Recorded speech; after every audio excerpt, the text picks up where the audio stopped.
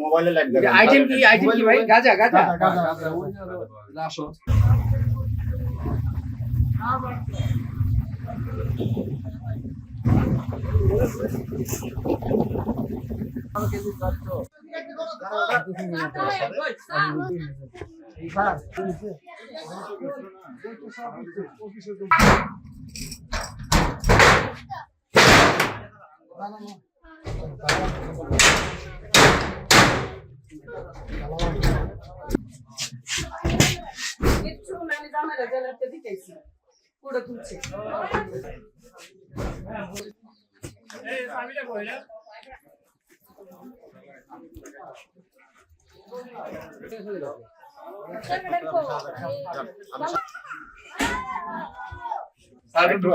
মোবাইলে লাইট দেখান। আইটেম কি ভাই? গাঁজা আসো ওই দিয়ে না আইটেম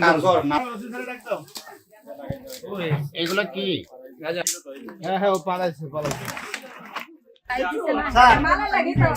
স্যার ঘরের থেকে ঘরের পিছনে বুঝতে হবে এখন ঘরের পিছনে গুলো তো আখাউড়া একটা সীমান্তবর্তী এলাকা। এখানে 5টা ইউনিয়ন একটা পৌরসভা নিয়ে আখাউড়া গঠিত।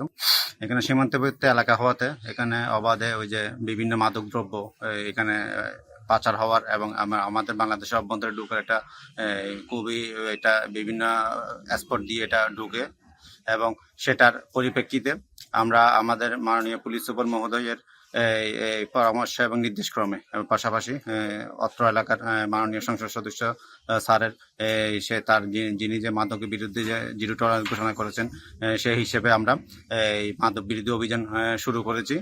এই অভিযান পূর্বেও ছিল, বর্তমানে আছে এবং ভবিষ্যতে অভিযান থাকবে।